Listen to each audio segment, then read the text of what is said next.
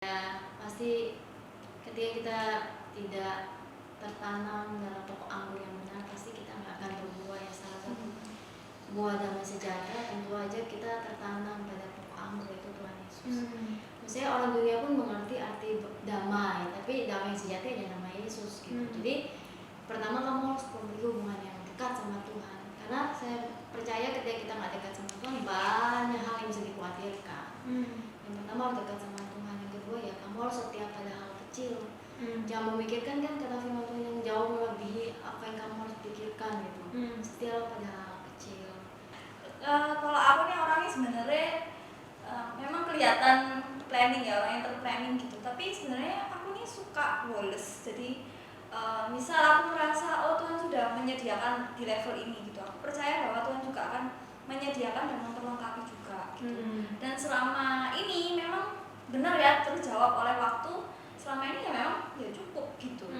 Nah tapi kalau misal sekarang ini misal ke arah khawatir tentang finansial gitu, misal nanti suatu saat aku berkeluarga gitu, kalau memang waktunya aku berkeluarga, aku percaya juga bahwa ya rencana Tuhan itu kalau waktunya aku berkeluarga ya pasti dia juga mencukupkan gitu. Jadi ya gitu. Luar biasa ya teman-teman ya. Terkadang pemikiran dangkal kita mungkin sudah capek atau aku nggak layak, kayaknya aku nggak pantas di sini, kayak Tuhan nggak pakai aku deh. Ketika seringkali buat kita tuh kayak mau pergi dari Tuhan, tapi sebenarnya enggak, justru di luar Tuhan kita tuh bukan apa-apa sebenarnya. Malah lebih parah bahkan keadaan kita. Was.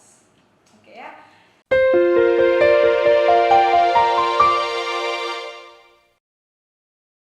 Oke, pertanyaan selanjutnya, pernah atau enggak sih jenuh dengan keadaan kalian? Keadaan rohani bersama Tuhan, pelayanan semuanya. Jawab 1, 2, 3. Ternyata ibu pendoa pernah. Luar biasa ya, ibu pendoa ini luar biasa. Gak pernah jenuh dengan kehidupan rohani ya? Wow, luar biasa ya. Kenapa bisa jenuh? Karena kadang kita terjebak sama rutinitas. Nah itu yang makanya tadi saya bilang doa sih doa, tapi yang berkualitas belum tentu loh. Jadi kadang rutinitas itu membuat saya jenuh. Jadi kadang kalau udah jenuh ya pengen sesuatu yang berbeda. Makanya dengan misi, saya senang misi ya, itu membuat saya semangat gitu. Kadang kalau rutinitas tiap hari begini melakukan aktivitas ini, pelayanan yang itu aja, kadang saya bisa jenuh terus. Karena saya tipe orang yang suka sesuatu yang baru ya, mungkin ya, salah satu gitu. Jadi kecenderungan untuk jenuh ada di saya. Tapi akhirnya saya menyadari ya, maksudnya kejenuhan itu sumbernya dari hubungan sama Tuhan yang mungkin sudah agak renggang atau rutinitas gitu. Jadi hubungan sama Tuhan itu sudah rutinitas ya, sampai kita hafal doa mau doain apa, tapi kadang gini, satu kata saja yang dari hati itu berarti loh Tuhan. Ini buat kata kamu bilang apa sih nak, mungkin kamu ngomong gitu ya. Tapi ada satu kata dari kita, wah itu sudah menyentuh hati gitu. Aduh, Itu ya kalau dari saya. emang ya yang bisa buat kita tuh bertahan tuh cuma ya hubungan sama Tuhan. Iya. Mau jenuh kayak, mau capek kayak, ya rasanya nggak bisa pergi gitu kan, ya udah tahu, udah kenal, dekat sama Tuhan. Terus biasanya kan kebanyakan di anak-anak muda atau yang mungkin yang lihat juga merasakan jenuh, habis itu ya pelariannya ya keluar lagi, balik lagi ke masa lalu atau ya nggak jauh-jauh kehidupan lamanya lagi gitu. Gimana sih caranya? Maksudnya kayak apakah kita harus, maksudnya tipsnya ketika kita jenuh apa harus kita lakukan? Apakah berhenti? Apakah kita nggak melakukan apa-apa atau gimana nih? Beda-beda sih ya setiap orang, tapi ya menurut pengalaman ketika kalian sudah merasakan kejenuhan, apa yang kalian lakukan sedetik itu ketika kalian sadar oh ternyata aku udah Pengalaman jenuh? kita beda ya. Mungkin Beda. Kan Nggak pernah jenuh katanya. Kan soalnya tadi kan pertanyaannya pernah nggak jenuh di kehidupan, maksudnya ketika memiliki kehidupan dengan Tuhan gitu kan ya. Kalau memiliki kehidupan dengan Tuhan nggak pernah jenuh sih. Kalau dalam pelayanan atau kehidupan sehari-hari juga nggak pernah. Kalau kehidupan sehari-hari ya pernah ya. Nah, tapi benar karena disebabkan karena hubungan kita dengan Tuhan itu lagi renggang atau kita yang pasif. Kadang kita ini terlalu pasif loh, kayak gitu. Jadi kita maunya tuh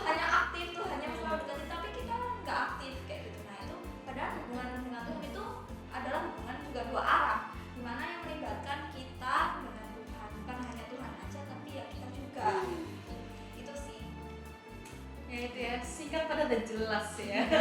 Nggak usah cari alasan-alasan ya, sahabat sorry semua lihat ya. Kalau lagi jenuh ya belum terjawab lagi ya. Terjawab ya. Setiap orang punya caranya Iya. sendiri untuk menemukan secret place-nya. Maksudnya tempat rahasia di mana dia bisa menemukan Tuhan lagi. Sebenarnya dengan kadang ada orang cuma dengar lagu bisa Benar-benar. ada juga yang Aku lihat kayak peristiwa soalnya. gitu ya, peristiwa apa kayak aduh ingat lagi. Benar ya, kadang tuh yang bosan. Cuman kalau caraku itu adalah tanya sih, Tuhan enaknya lo di sini ngapain ya? Terus ya tiba-tiba ya hikmat itu datang sendiri begini. Jadi ya, mengalami kejenuhan. Kecuali kalau misalnya hubunganku lagi dengan Tuhan, pasti aku mengalami kejenuhan. Kalau jenuh karena lelah perlu istirahat. Nah, cuman itu aja kuncinya. Kalau tahun banyak layanan dari Ya, perlu perlu istirahat. Perlu istirahat. Karena saya percaya kadang kalau kita melakukan semua A sampai Z itu kadang kita sudah nggak menemukan esensi dari hal itu. Bukan kualitas esensi. Kita A sampai Z selesai bagus tapi kita lupa ada hal-hal yang apa ya, sesuatu yang bermakna dari tiap bagian-bagian yang kita kerjakan itu, sesuatu yang berarti gitu ya. Kadang kita melupakan gitu. Jadi indahnya ikut Tuhan gitu. Kadang kita ada hal kecil yang sederhana itu bisa sangat mengingatkan kita sama Tuhan di rumah kita semua. Gak sesuatu yang selalu besar seperti itu. Benar.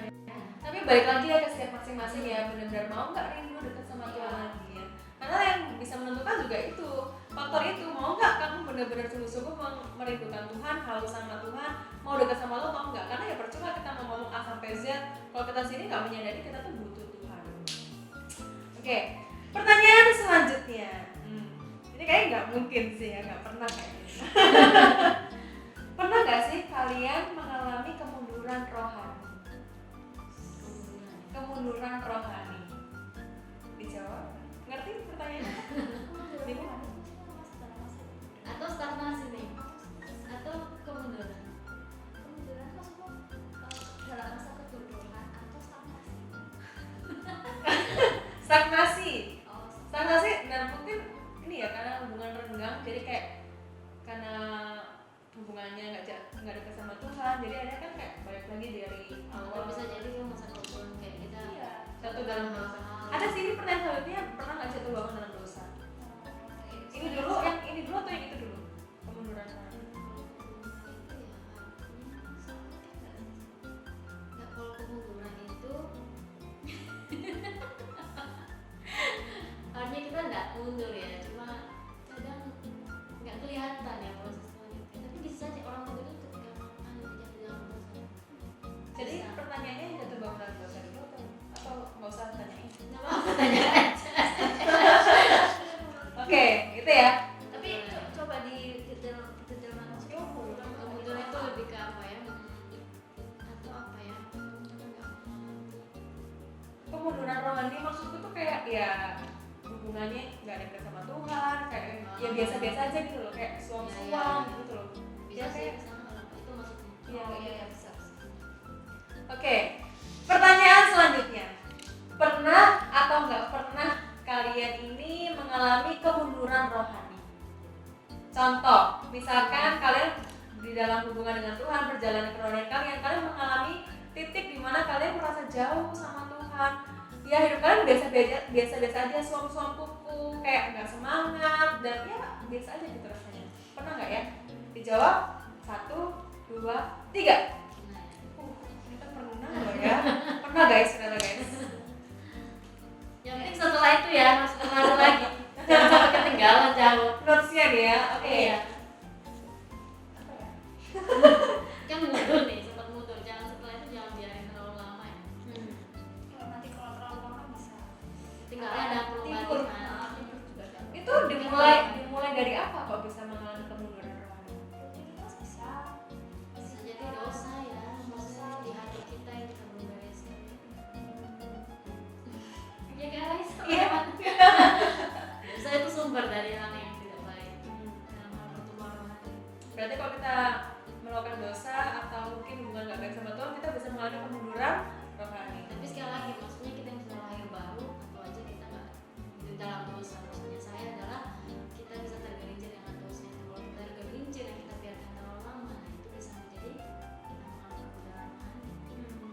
kalau misalkan ada beberapa orang ini yang Raisa sering ketemu, dia ini punya pemikiran yang unik gitu, yang ya setiap orang kan beda-beda ya, unik juga masing-masing, tapi memiliki pemikiran yang kayak ya aku percaya sama Tuhan, tapi dalam segala hal yang dilakukan itu dia menggunakan pemikiran dia sendiri gitu. Itu termasuk kemunduran rohani atau gimana ya? Itu termasuk belum ketemu Tuhan. Belum ketemu Tuhan. Atau mungkin ketemu Tuhan, cuma pembaharuan pikirannya, metanoinya belum ya. Padahal kalian tahu arti ketemu Tuhan itu artinya ketemu di hati, pasti ya, yang mengubah pola pikir. Itu penting. Kalau anak Tuhan belum berubah pola pikir, berarti dia belum mengalami Tuhan sepenuhnya. Karena firman itu akan mengubah pola pikir kita dan hidup kita dan perilaku kita. Tapi gimana ya, kalau misalkan dihadapkan dengan beberapa, kan pasti udah pemilih semua ya, dihadapkan dengan banyak anak-anak, dan ada anak-anak tuh yang setengah-setengah gitu loh, pengen maju tapi nggak bisa maju, nggak bisa maju meninggalkan yang lama, tapi ya gimana ya, kadang dia tuh pengen tapi nggak bisa gitu. Gimana ya menjelaskannya? Gitu loh. Ya maksudnya kadang kita menemukan anak-anak atau orang-orang di sekitar kita yang keluarannya kayak seolah-olah stagnasi ya.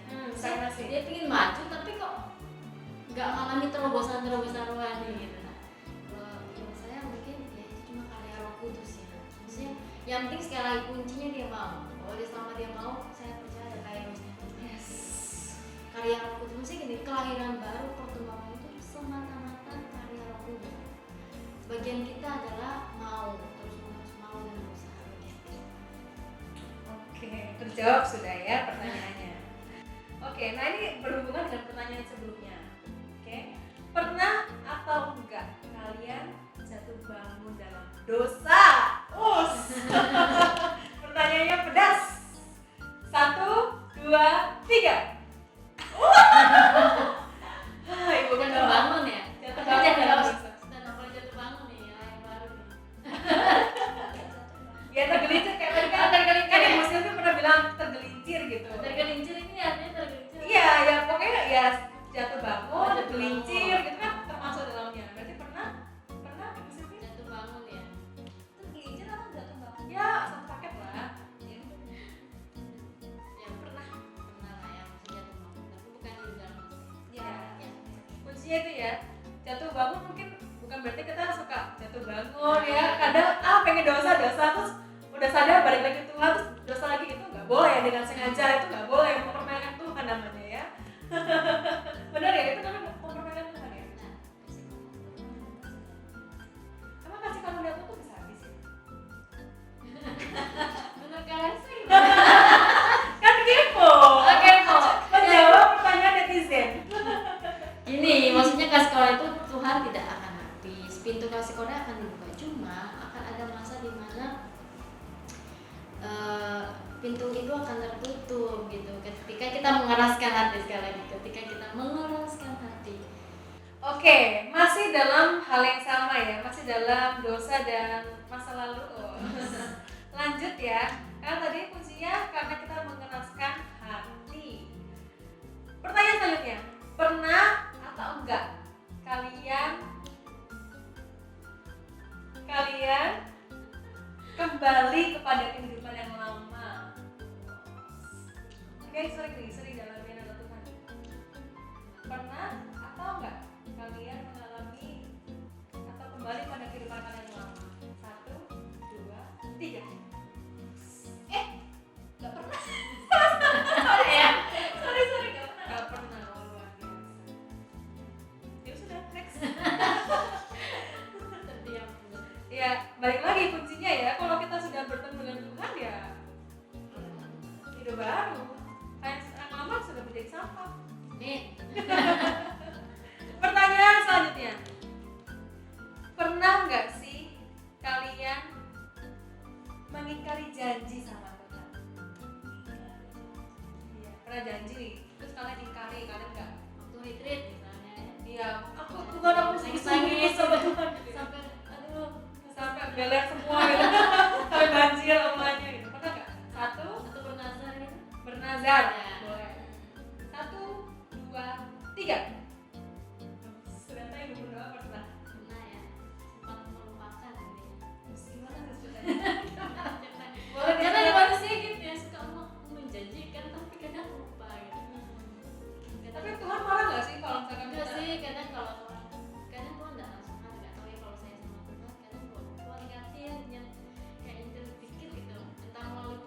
atau melalui di hati gitu loh. Kamu lupa dengan apa yang kamu janjikan. Gitu. Jadi aduh, tahan saya. ya begitulah. Jadi kalau ditanya pernah lupa dan nggak melakukan ini, Tapi habis itu kalau udah ingat dilakukan. iya karena itu akan mengejar sekali kalau itu nasar. Sekali itu kalau nasar atau sesuai janji sama Tuhan itu kayak mengejar kita. Kayak kita itu kayak diingatkan terus berjalan. Iya benar. Nah itu kalau dulu kita sama Tuhan, kalau sama manusia tadi kita lupa dan orang lupa. Gak apa-apa itu loh, Iya. gak apa-apa. Itu Tuhan nggak Kalau pernah sama lupa. Tuhan, ampun deh. Ya pernah dia lupa saudara-saudara. Jadi hati-hati. Tapi jangan sampai kita jadi nggak Iya. mau janji-janji sama Tuhan. Itu kan bisa membuat kita jadi lebih disiplin dan komitmen, menjaga komitmen kita sama Tuhan. Oke, lanjut. Hampir terakhir. Ini kan statusnya nih Reza kenal ya sama kedua ibu ini. Ini sudah memimpin dan mengembalakan ya. Pernah nggak sih kalian? Pernah atau enggak nih? Kalian tuh rasanya tuh pengen aja rasanya berhenti jadi guru rohani atau pengen berhenti jadi pemimpin?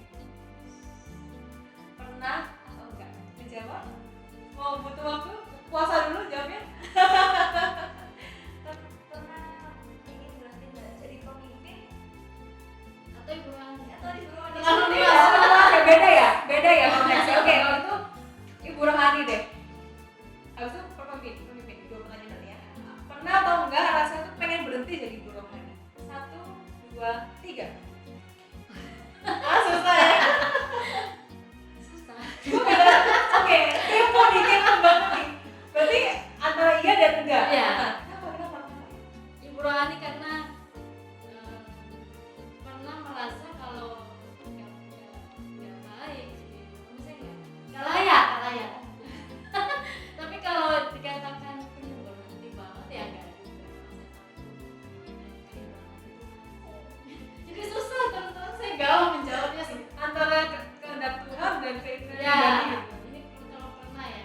Itu tapi dalam keadaan nggak baik sih. Oh, dalam keadaan nggak baik. Ya kayak kayak baper pernah sih, kita kayak baper merasa kayak Nggak layak nggak layak jadi seorang ibu. ya. Mungkin pengalaman ya. Sering.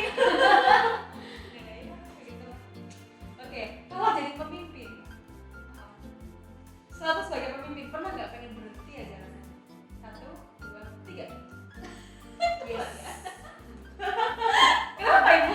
Ini. Karena saya ini lebih suka dipimpin daripada memimpin sebenarnya. Nah, karena kalau pemimpin kan tanggung jawabnya kan sangat banyak, lalu juga kita jadi teladan juga kan. Ya, jadi ibu rohani juga jadi teladan. Tapi itu kan sama anak sendiri karena lingkupnya lagi kecil. Kalau pemimpin kan lingkupnya lebih besar, terus juga tanggung jawab kita dengan Tuhan ya, terus kinerja kita gitu. Kalau pemimpin itu kan tanggung jawab enggak, bukan berarti menjadi ibu rohani itu tanggung jawabnya lebih kecil, bukan. Tapi apa ya, ini kan kesusahannya mungkin ya, itu lebih susah yang pemimpin. Kalau pemimpin kan kita memimpin Banyak orang yang bahkan kita nggak kenal gitu ya, ya. betul. Itu sih. Kalau sebagai seorang anak rohani, pernah nggak kalian tuh rasanya nggak pengen jadi anak rohani? Karena mungkin jadi anak rohani itu diatur lah, diginiin lah, harus taat ya. Ayo, kau mungkin udah dengan kunci taat aja, waduh. Oke, siap gitu. Pernah atau nggak rasanya tuh pengen berhenti jadi anak rohani? 1, 2, 3. Yes. Enggak sih. Pernah rasanya tuh kayak aduh yaudahlah terserah gitu. Kok malah curhat sih ya ibu? Gak kali gak aja bercanda. Jadi saudara-saudara yang mereka perlu Mungkin ini ya karena kita ngebuat Yesus itu merasa gak layak jadi berani gitu ya. Tahu sih bukan loh enggak sih. terima kasih Tuhan. Gimana nih pertanyaannya? Rasanya tuh capek jadi orang rohani gitu. Oh iya ya, pernah. Wajar loh. Capeknya itu karena apa ya, mungkin sebagai ini kan posisinya sebagai anak. Sebagai anak. Kalau kita sebagai anak ini kan kita pasti punya hati yang namanya sebagai anak juga. Karena hati itu ingin menyenangkan ibu rohani kita, bapak rohani kita, ya kan. Nah, ketika kita tidak bisa apa ya, kalau saya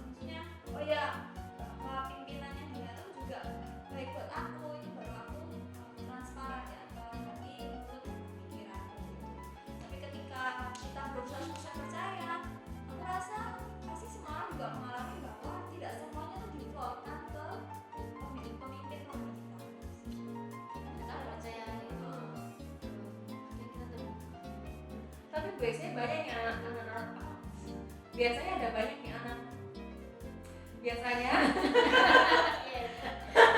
enggak biasanya tuh ya ada banyak anak-anak luar itu yang tanya sampai mana sih batasan kita tuh cerita, sampai mana sih batasan ibu nurani kita tuh tahu keadaan kita. Boleh nggak sih kita tuh kayak menutup-nutupi dari ibu nurani kita? Ya nggak boleh sih, karena pembimbing rohani itu kan fungsinya untuk mendoakan kita. Nah, dan pembimbing rohani kita ini bukan seorang cenayang ya, atau seorang dukun gitu ya. Kita yang mereka bisa tahu keadaan rohani kita, atau langsung ketiban durian. Tapi gini, maksudnya kata kuncinya penting loh. Kalau kamu merasa tidak perlu ditahu,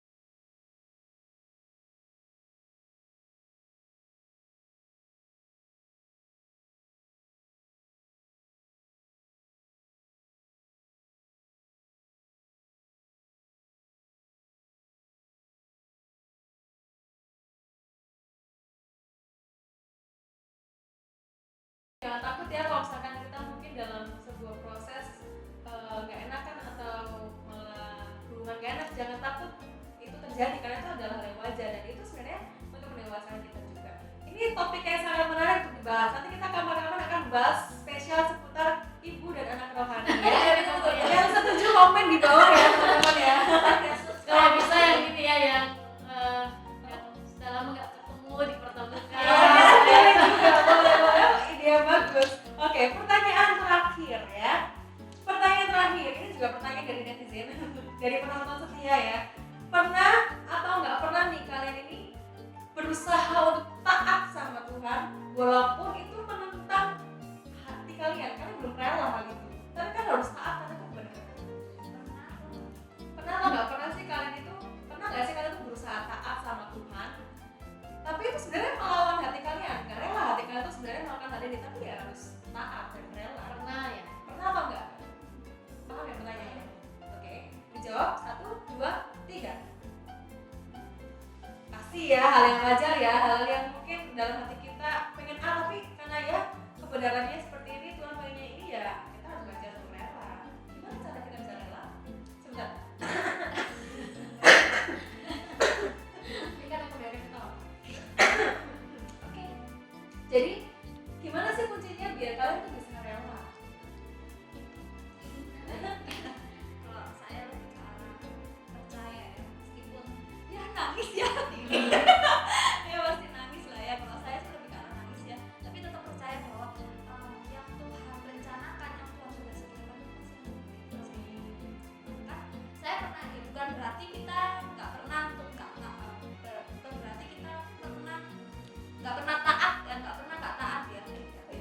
Pernah nggak taat sama Tuhan? Ya pernah nggak taat ya, aku juga pernah nggak taat sama Tuhan, tapi ternyata hasilnya lebih parah daripada yang saya ekspektasikan. Jadi lebih baik taat daripada kita nggak taat ya, meskipun hatinya nangis ya tapi lebih baik taat. Enak daging tapi untuk jangka panjangnya nggak enak. Ya betul, rugi sendiri dan sia-sia. Gimana nih? Oke, ibu mau jawab?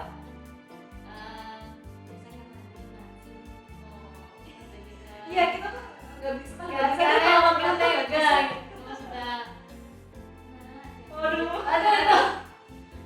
berat ya. Kalau pada berat, enggak. Ya gitu sih. Oke, jadi itu tadi semua teman-teman jawaban kita. Ada kira-kira 500 pertanyaan sudah dijawab dengan sangat baik ya. Haus sih. Sampai haus. Oh ya, hari ini nggak ada minumnya. Mungkin next time ya kita ada minum. Oke, nah ini yang spesial. Kita mau hitung nih jawaban siapa yang terbanyak, yes terbanyak itu siapa, no terbanyak itu siapa. Kita mau hitung bersama-sama. Kenapa sih? Bisa dihitung ya. Teman saya membantu di sana di belakang kamera akan menghitung siapakah jawaban yes terbanyak, siapakah jawaban no terbanyak. Bukan berarti itu buruk, enggak. Lalu kita mau main sedikit di sini ya. Raisa sudah punya undian. Hari ini kita akan lihat siapakah yang akan Raisa ambil, no atau yes. Ini nggak tahu ya yang mana. Kalau yang paling banyak jawabannya no dan Raisa dapatnya ini no, yang jawabannya no berarti akan menjawab satu pertanyaan terakhir dari Raisa. Terus ya, boleh dibacakan dulu. Oke, Yes terbanyak. yes terbanyaknya Kak Sylvia. Kakak Sylvia berapa? 12. 12. No, no. Kalau no-nya Kakak Sylvia cuma 8. 8. Kalau kanan? Kalau Kak Ana kebalikannya. Balik juga ya. Males sih. Bukan berarti yes banyak itu buruk, enggak ya teman-teman, sama sekali enggak ya. Oke, kita mau undi. Undi yang manakah hari ini akan kita tanya? Bisa tapi nggak boleh. Jarinya apa? Properti aset pribadi ya. Oke, kita akan buka. Penasaran kira-kira siapa? Jawab di bawah kolom komentar. Kira-kira yang mana yang dapat, Kak Sylvia atau Kak Hana ya? Sudah jawab? Oke, saya dapat voting no. Berarti Ayo ditanya. yang akan mendapatkan pertanyaan spesial hari ini adalah Kak Hana. Kita suruh nyanyi aja gimana? Ya.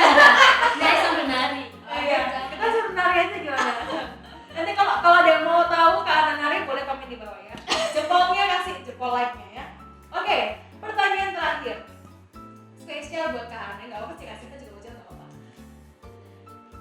bagaimana sih cara mempertahankan keadaan rohani kita atau meningkatkan keadaan rohani kita? Ya, lebih ke arah mungkin disiplin ya, disiplin diri dan menjadi orang yang terdidik. Apa lagi harus sekolah yang lagi dulu? Profesor Ya, apa tadi? disiplin dan terdidik. Ya, disiplin dan terdidik.